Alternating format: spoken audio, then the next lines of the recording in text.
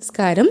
ഇന്നത്തെ നമ്മുടെ വീഡിയോ എന്ന് പറയുന്നത് how to fill PSC OMR sheet. അതായത് നമ്മുടെ PSC പരീക്ഷയിലെ തുടക്കക്കാർക്കും അല്ലാത്തവർക്കും OMR ഷീറ്റ് എങ്ങനെ കൈകാര്യം ചെയ്യണം എന്നുള്ളത് ഈ വീഡിയോയിലൂടെ നിങ്ങൾക്ക് വ്യക്തമായിരിക്കും. ഓക്കെ, നമുക്ക് തുടങ്ങാം. ഈ കാണുന്നതാണ് നമ്മുടെ PSC പരീക്ഷയ്ക്കുള്ള OMR ഷീറ്റ്. ഈ ഷീറ്റിൽ 2 ഭാഗങ്ങളാണ് ഉള്ളത്, പാർട്ട് എയും പാർട്ട് ബിയും. ക്ലാസ് റൂമിൽ നമ്മളിരിക്കുന്ന ബെഞ്ചിൽ ഒരു രജിസ്റ്റർ നമ്പർ ഉണ്ടാവും.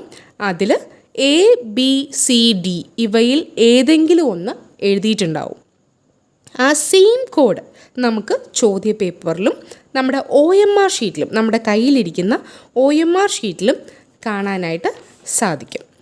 ഇനി അഥവാ കണ്ടില്ലെങ്കിൽ നിങ്ങളുടെ ക്ലാസ്സിലെ ഇൻവിജിലേറ്റർ ഉണ്ടാവുമല്ലോ, അവരോട് പറഞ്ഞു കഴിഞ്ഞാൽ ശരിയായ കോഡ് നിങ്ങൾക്ക് കിട്ടും. ചോദിച്ചു വാങ്ങുക, അത് സെയിം ആയിട്ട് കണ്ടിട്ടില്ല എന്നുണ്ടെങ്കിൽ. ഇൻവിജിലേറ്റർ സൈൻ ചെയ്യേണ്ട ഭാഗം നമുക്ക് ഈ സൈഡിലായിട്ട് മുകളിലായിട്ട് കാണാം. ഉദ്യോഗാർത്ഥി പാർട്ട് എ, നിങ്ങൾ പാർട്ട് എ മുഴുവൻ പൂർത്തിയാക്കിയ ശേഷമാണ് ഇൻവിജിലേറ്റർ സൈൻ ചെയ്യുന്നത് നിങ്ങളുടെ പേപ്പറിൽ. സൈൻ ചെയ്യാതിരുന്നാൽ അത് അസാധുവാകുന്ന കാര്യം ഓർക്കുക. അതുകൊണ്ട് ഇൻവിജിലേറ്റർ മറന്നു പോയാലും നിങ്ങൾ അവരെ ഓർമ്മപ്പെടുത്തുക, അത് നമ്മുടെ കടമയാണ് കേട്ടോ. പിന്നെ രജിസ്റ്റർ നമ്പർ ഫിൽ ചെയ്യാനുള്ള കോളമാണ് അടുത്തുള്ളത്. ആദ്യം നമ്മുടെ രജിസ്റ്റർ നമ്പർ തെറ്റാതെ എഴുതുക. ഉദാഹരണത്തിന് നമ്മുടെ നമ്പർ J308771 ആണെങ്കിൽ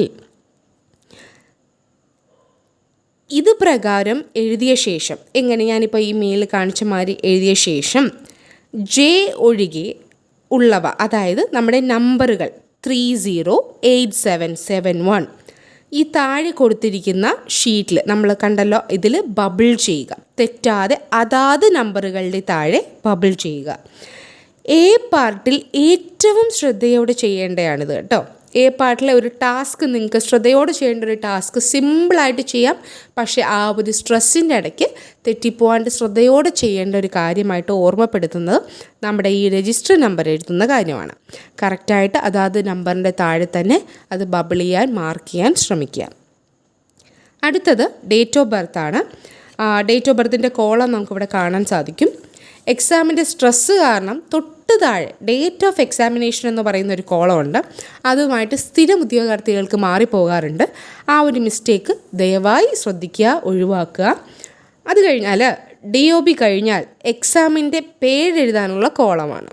ഡേറ്റ് ഓഫ് ബർത്ത് കഴിഞ്ഞാൽ എക്സാമിൻ്റെ പേരെഴുതാനുള്ള കോളമാണ്. ഇപ്പോൾ +2 പ്രിലിംസ് ആണെങ്കിൽ ഞാനിപ്പോൾ ഇവിടെ കൊടുത്തതുപോലെ എഴുതുക. അല്ല മറ്റേതെങ്കിലും പരീക്ഷയാണെങ്കിൽ ഹോൾ ടിക്കറ്റിൽ കാണുന്നത് അതുപോലെ തന്നെ പകർത്തി എഴുതാനായിട്ട് ഉദ്യോഗാർത്ഥികൾ ശ്രദ്ധിക്കുക. അടുത്തത് എക്സാമിനേഷൻ ഡേറ്റ് ആണ് കേട്ടോ.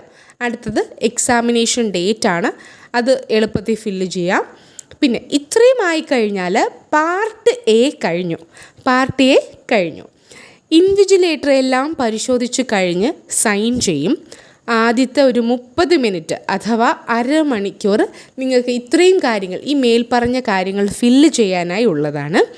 ഇനിയുള്ളത് ബി പാർട്ടാണ്. നമ്മൾ എ പാർട്ട് ഫിനിഷ് ചെയ്തു, ഇനി ബി പാർട്ടാണ് നമ്മൾ ഉത്തരങ്ങൾ മാർക്ക് ചെയ്യേണ്ട ഭാഗം.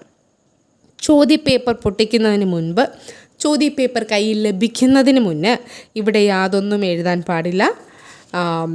ഒന്നും കുത്തിക്കുറിക്കുകയോ വേറെ മഷിപ്പേന കൊണ്ടാക്കുകയോ ഒന്നും അറിയാണ്ട് ബബിൾ ചെയ്യുകയോ ഒന്നും ചെയ്യരുത്. ഇതൊക്കെ പറയുന്നത് നിങ്ങൾക്ക് ഇപ്പോൾ സില്ലിയായിട്ട് തോന്നാമെങ്കിലും എക്സാം ഹാളിലേക്ക് എത്തുമ്പോൾ ഇത് ശ്രദ്ധിക്കേണ്ടവ തന്നെയാണ്. പിന്നെ അറിയാവുന്ന ഉത്തരങ്ങൾ മാത്രം ബബിൾ ചെയ്യുക എന്നുള്ളതാണ് വേറൊരു ഇമ്പോർട്ടൻറ്റ് കാര്യം. ഇപ്പോൾ 5ാമത്തെ ചോദ്യമാണ് നിങ്ങൾക്ക് അറിയാവുന്നതെങ്കിൽ അതിനു നേരെയുള്ള ഓപ്ഷൻ ബബിൾ ചെയ്യാം. അത്തരത്തിൽ അറിയാവുന്നതെല്ലാം ചെയ്യുക. പരീക്ഷാ സമയം കഴിഞ്ഞാൽ എ പാർട്ടും ബി പാർട്ടും 2 ഭാഗങ്ങളാക്കി ഇൻവിജിലേറ്ററിനെ ഏൽപ്പിച്ചു വേണം പരീക്ഷാ ഹാളിൽ നിന്ന് പുറത്തു വരാൻ. അപ്പോൾ ലാസ്റ്റത്തെ ഭാഗം മനസ്സിലായല്ലോ. 2ആയിട്ട് മുറിക്കാനൊരു സെഷൻ ഉണ്ടാവും. അവിടെ നിന്ന് 2ആയിട്ട് ഭാഗം ചെയ്യുക. അത് ഇൻവിജിലേറ്ററെ ഏൽപ്പിക്കുക.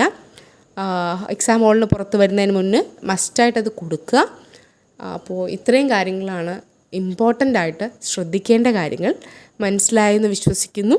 എല്ലാവർക്കും all the best.